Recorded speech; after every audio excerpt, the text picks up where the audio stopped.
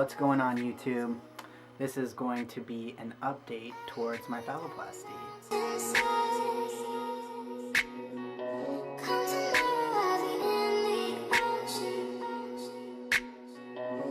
I originally had my consultation scheduled with Dr. Chen at the Brownstein and Crane's office. However, Dr. Chen has moved and opened up his own practice.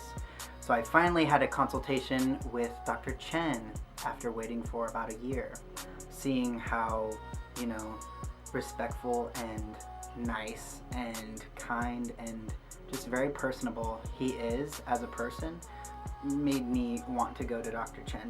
My mom is super happy too. She was very hesitant of going to California and staying in San Francisco for over a month because of the fact that it would be so expensive and trying to find a place to stay and all that. But everything seemed to work out the way that it was supposed to. So my surgery is scheduled for April 16th, 2018.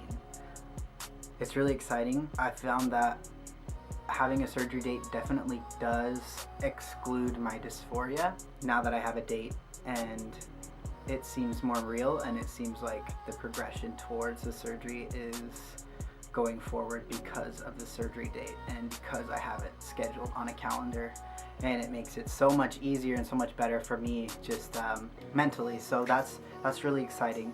Dr. Chen has been my #1 surgeon preference that I wanted to go to through this whole process, I would say. He's done over 150 phalloplasties, seems very personable, and he wants to have you happy with your results, which is very important when dealing with this type of surgery.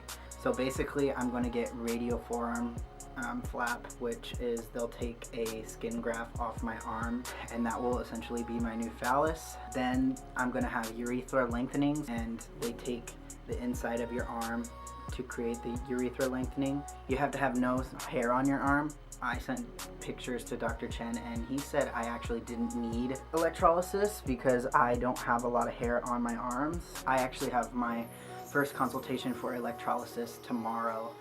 Electrolysis is simply, the burning of the hair follicles on your arm. And guys get electrolysis because of the fact that they don't want hair on their phallus or their penis. So that's kind of what I'm going to go have a consult about tomorrow to see how much I actually need. I'll also get vaginectomy, which is the removal of the vagina, and then they'll get scroteoplasty, which is the creation of the balls. All of these stages will be done in stage 1, so I will have a total of 4 operations in one surgery. But also I talked to Dr. Chen about that, and he said, no matter what, you're gonna have some type of complications.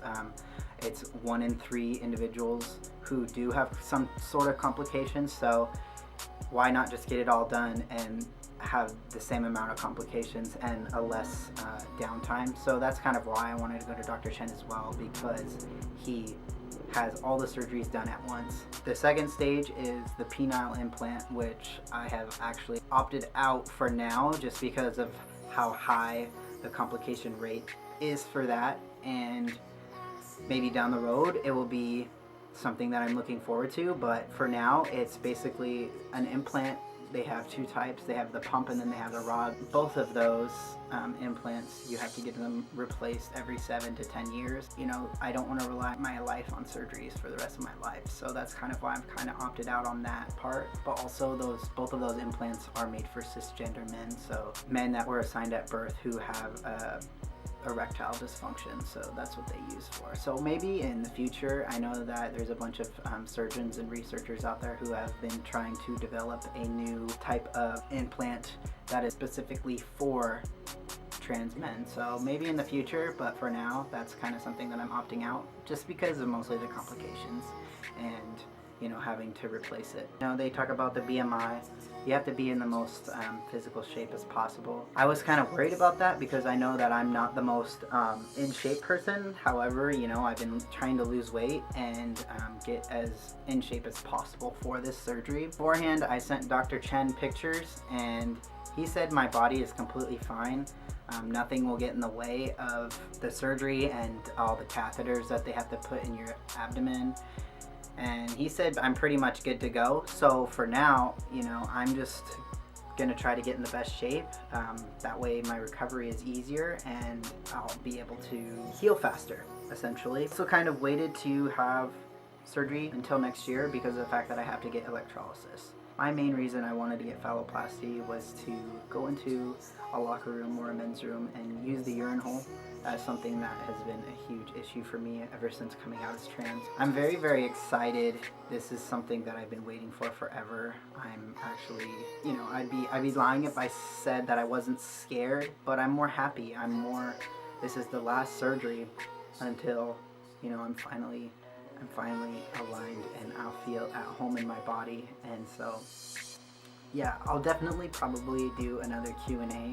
I know that some people are very, very interested in phalloplasty. I've also talked about making a blog maybe about, you know, just kind of sharing my results. I might not share absolutely everything, but I feel like for educational purposes and for phalloplasty being so new and out, I think it would be very rewarding to other folks and other trans allies who want to know more about this surgery. And I think showing and sharing results is very informative and very educational because people don't know that this exists. I don't know if I'm going to make a Facebook that's going to be private, or it might just be a Tumblr page. I'm not really sure yet, but I definitely want to document this part of my transition because it is very, very unknown and there's not a lot of results out there and there's not a lot of people that are willing to share their results. So yeah, anyway, if you guys have any questions or, you know, comments,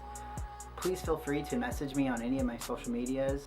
And thank you for all the love and support that I've received lately. You know, this is the last step and this is the most complicated step. So I'm definitely very, very nervous, but I'm also ready. So yeah, as always, thank you for watching, and yeah, have a good day. See you guys.